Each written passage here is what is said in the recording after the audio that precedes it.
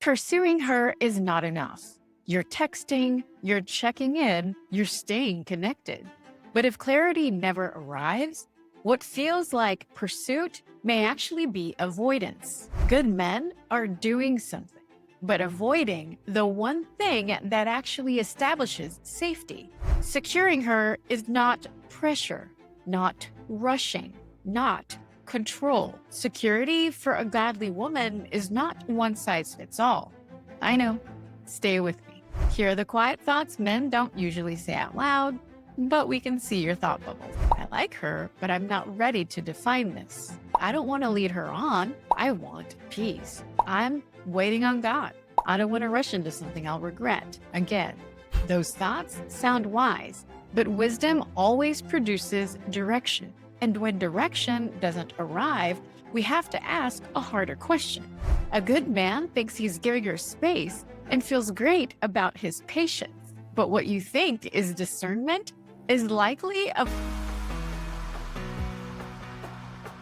defining security. Let's start by clearing something up. Security is not intensity. Security is not constant communication. Security is not emotional chemistry. Security is clarity, consistency, and intentional presence. Security, to her, communicates one simple message. She doesn't have to guess where you stand. This is where men are stumped. Pursuit feels active, and security feels costly. Men think it's enough to pursue, but pursuit alone is like opening the door for a lady and then shutting it closed before she steps inside. She's perplexed, and you're wondering, what? I opened the door for you. Oh, she can't pass go. Here's the distinction. Pursuit initiates interest. Security is established by clarity. Pursuit can be passionate without being responsible. Security requires ownership, and you can only take ownership of what you have clarity on. This is why pursuing isn't enough. Pursuit can excite without stabilizing. Pursuit can coexist with emotional exits. Pursuit can feel meaningful while remaining undefined. The Proverbs 31 woman is a highly sought after woman. She's the kind of God-fearing woman you want in your life, and she knows this distinction. Security for her begins with security in him. Security isn't a destination. Security begins on the inside before it can thrive on the outside. Security requires a man to focus. Often that means to narrow and close his options. Security requires follow through because integrity begins in your follow up. When you gain clarity about yourself, that's the kind of security that's established on the inside, not in a self-centered silo. I'm speaking about the kind of security that's established when you're consistently and devotedly alone with the Lord. A man can pursue passionately and still absolve himself from responsibility. That's not evil, but it's also not biblical, but it is revealing and more aligned with a worldly mindset. Security isn't about doing more. It's about deciding more. A good man thinks he's giving her space and feels great about his patience. But what you think is discernment is likely avoidance. In episode 27, we spoke about the one thing godly women want, and it's not what you think.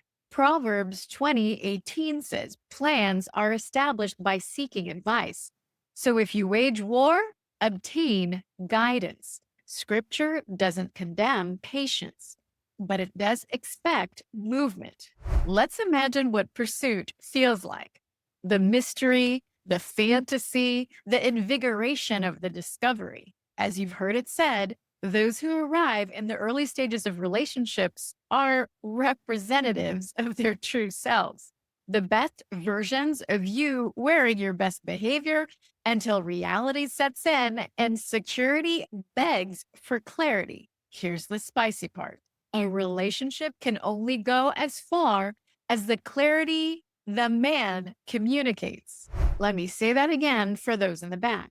A relationship can only go as far as the clarity that the man communicates. Wait for it, not just with words, but with follow through. What does this mean? How about we start with what it doesn't mean? It doesn't mean you're moving through a revolving door of relationships. Nope, nope, nope. Maybe that's called consumerism. That mindset is best suited for buying tennis shoes or whether your dream car is blue or black. It doesn't mean that you're so clear on what you want that you swipe right for chocolate and swipe left for vanilla. Again, that's consumerism, not relationship. Here's the definition of consumerism. Consumerism is the belief that happiness and well being come from buying and owning more goods and services, often beyond basic needs, driving economic growth, but also leading to materialism, excessive spending, and potential environmental issues. It's an economic theory and a cultural phenomenon where consumption becomes central to life, fueled by advertising and the idea that acquiring possessions defines personal success or identity. Pursuit is not browsing or swiping. That's called add to cart. Pursuit initiates interest. Security is established by clarity. And now back to the spicy part. A relationship can only go as far as the clarity that the man communicates, not just with words, but with follow through. A godly man can actively pursue Rachel and Ruth because he's doing what Proverbs 18:22 says to, finding his wife, and he who seeks finds. His follow through could look vastly different with Rachel versus with Ruth because security isn't a destination. Security begins on the inside before it can thrive on the outside. Pursuit can be passionate without being responsible. Security requires ownership, and you can only take ownership of what you have clarity on. How does a man measure godly pursuit with Rachel and Ruth? There's no ambiguity. Rachel and Ruth are both clear on your trajectory and the time you invite them to share with you for any length of time. So, if security is clarity, why do so many men stop just short of it? Clarity triggers. If we interviewed Rachel and Ruth separately, what would you want to hear them say about the time spent with you? Are they shocked that the other exists? Are they aware of your trajectory and follow through? Let's imagine you're in pursuit without security established by clarity. When you're not clear about where you're going, she won't go with you. And if she does go with you, she's buckled in, waiting to find out. You're driving on what's either a multi-lane highway or a meandering, scenic country road. Regardless of the speed, she wants to know where you're going. She'll notice when a man drives in circles, when he's creeping in the slow lane or having engine trouble. What she'll discover isn't just that you're going nowhere. Even when your words are screaming pursuit, security is screaming danger.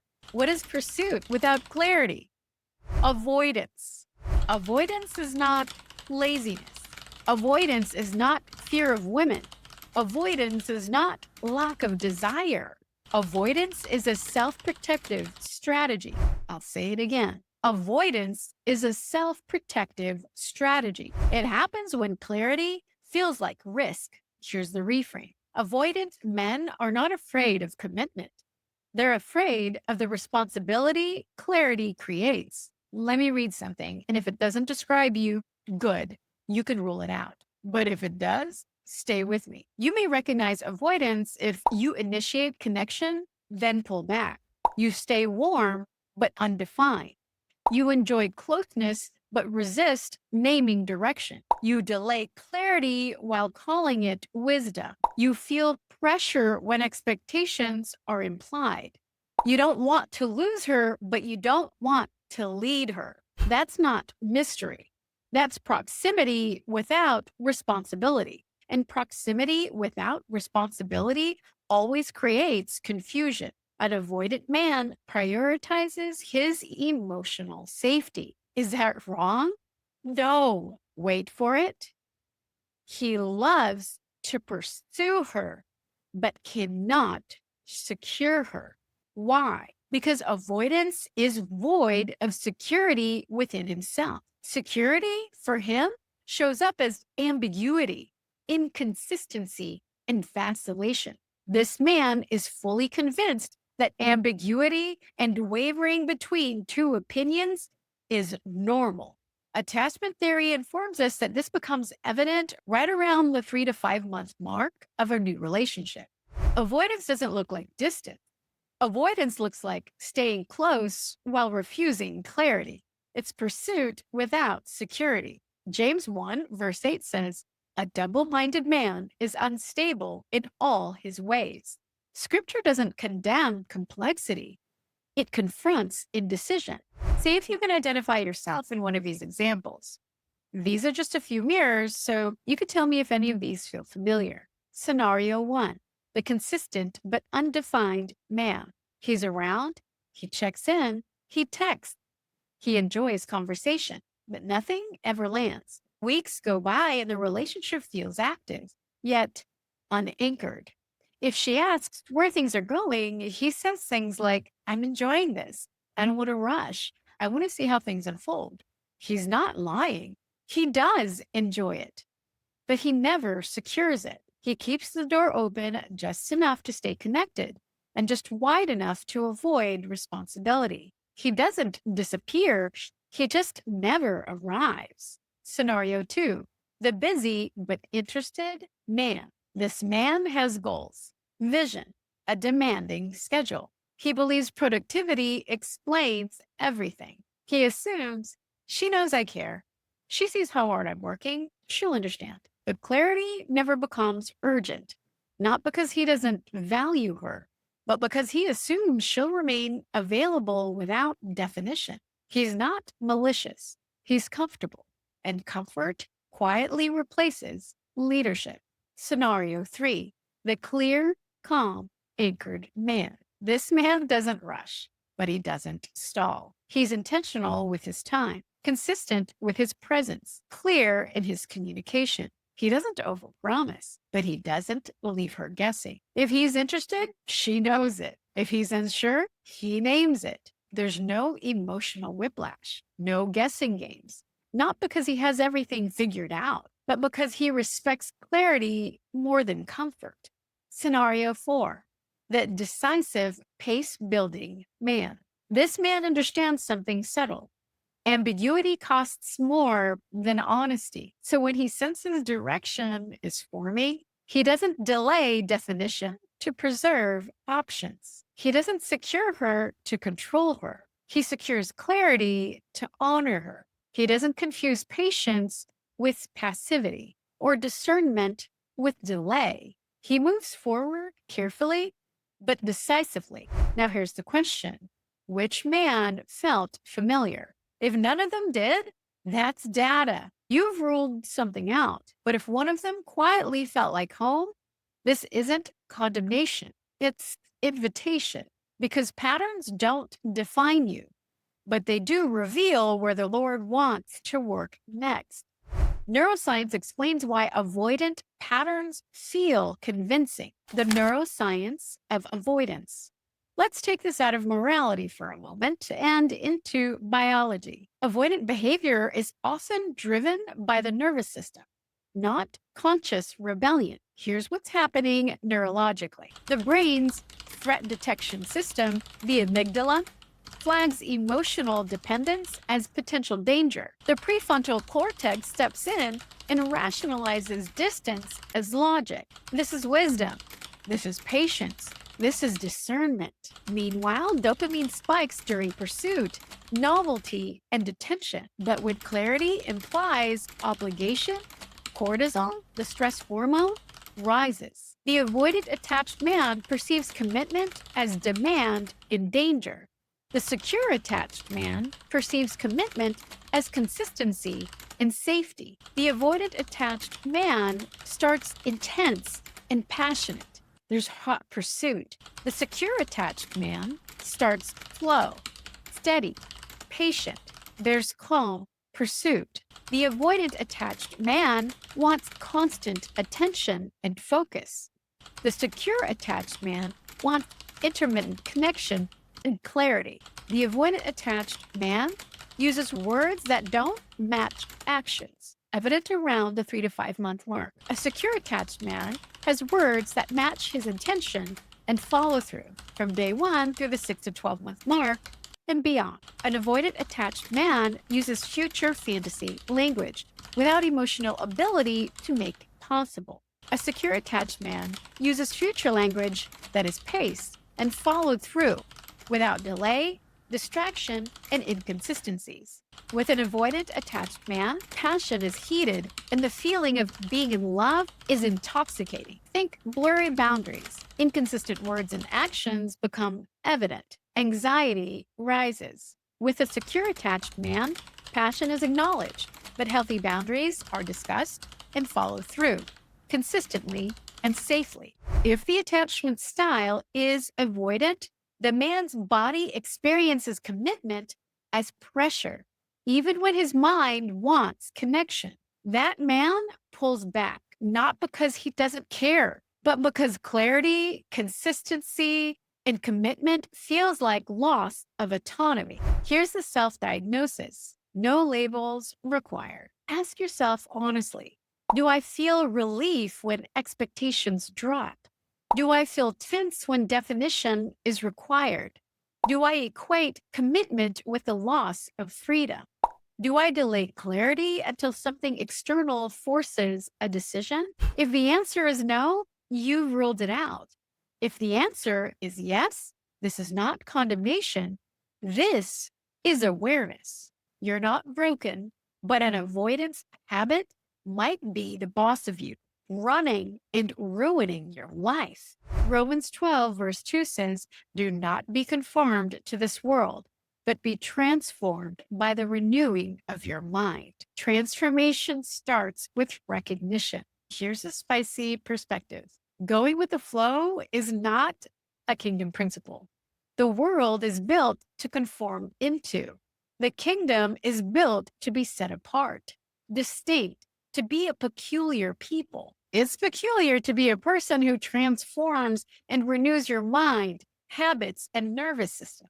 In her interview with KSB Collective member Kayleen, she said, quote, "I don't fit in with the dominant culture, and I'm not going to. I'm different, really different." I think that openness to being willing to go where God is sending you and being open to meeting different cultures and different mindsets. Your peculiarity is not just set apart for a holy purpose. Peculiarity liberates you from the confines of trends, expectations, and pressures to conform to standards that don't align with your Christ-centered conviction. Avoidant patterns are hidden in plain sight. Here's why clarity can feel heavier than distance.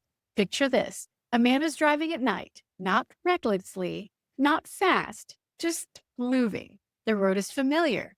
No sharp turns, no surprises. As long as he keeps driving, he doesn't have to stop. He doesn't have to choose a destination. He doesn't have to turn the engine off. There's just comfort in motion. Now imagine the road signs start to appear. Not demanding, not urgent, just closer, an exit sign and then another. Each one asks the same quiet question. Are you going to choose or keep going? Here's what men don't realize. Driving forward feels lighter than pulling over, because pulling over means at the side of the road means mechanical failure, but exiting means arrival at your desired outcome, turning the engine off, getting out of the car. You decided in advance where you arrive. Unless you're a Lyft or Uber driver dropping off a passenger, which could be true for how women experience an avoidant man. Distance feels free because it keeps you unaccountable. Clarity feels heavy because it makes you responsible. For the securely attached man, you're empowered by responsibility. For the avoidant attached man, you're repulsed by it. That man keeps driving. He tells himself, "I'm not lost. I'm just not there yet. I'll decide when I have more information. I'm waiting for peace." But peace doesn't come from motion. It comes from alignment. And alignment requires a destination. Here's the moment men miss. The weight you feel isn't danger, it's gravity. Clarity feels heavy because it anchors you. Distance feels light because nothing is attached. Anchors don't restrict ships, they keep them from drifting. And drifting always feels easier until you realize how far you've gone without choosing. This is why men confuse relief with peace. Distance gives relief, clarity gives peace. Relief fades, peace holds. So when clarity feels heavier than distance, that's not a sign to retreat. That's the moment leadership is asking to be exercised. But here's where this becomes spiritual, not just psychological. Avoidance wears spiritual language. This is the most delicate part of the conversation. Avoidance often borrows sacred language. I'm waiting on God. I want peace. I'm guarding my heart. I'm focused on purpose. Sometimes those statements are faith, and sometimes they're fear dressed in scripture. Here's the distinction. Godly patience produces movement over time. Avoidance produces stalling with justification. Scripture doesn't leave people emotionally homeless. Adam named Eve. Boaz clarified Ruth. Nehemiah closed the gates at night. Security in scripture is not control, it's covering. God does not confuse people he intends to lead.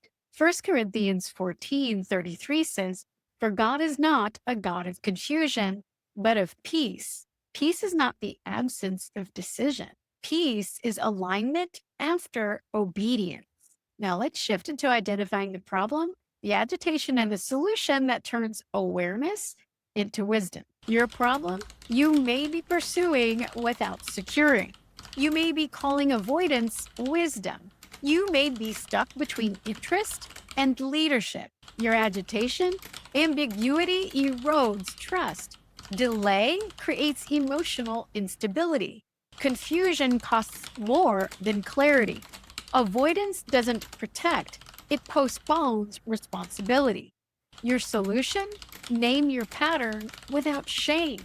Invite the Lord into your avoidance, not just your desires. Practice clarity in small, honest steps. Lead with truth, not proximity. Security is not a personality trait, it's practiced posture. Psalm 25, verse 4 says, "Show me your ways. Lord, teach me your paths." Are you pursuing or securing her? Here's what we now know. Pursuit initiates interest. Security establishes safety. Avoidance thrives in ambiguity. Leadership requires clarity. A man does not become secure by accident. He becomes secure by choosing responsibility over relief. If something surfaced today, don't run past it. Sit with it. Bring it to the Lord. Clarity doesn't require perfection, it requires honesty. Watch this video next. New ick unlocked. How good men self-sabotage and the simple fix. Having standards has gotten confused with fear-based expectations. That's how good men end up stuck, wanting marriage and children, but dating in ways that quietly sabotage marriageability and calling it discernment. Join us again for Marriageable Insights. I'm Rowena Rodriguez, your marriageability guide, because many are eligible, but few are marriageable. Until next time, be encouraged. You're not single by accident. Your singleness is not happening to you. It's happening for you.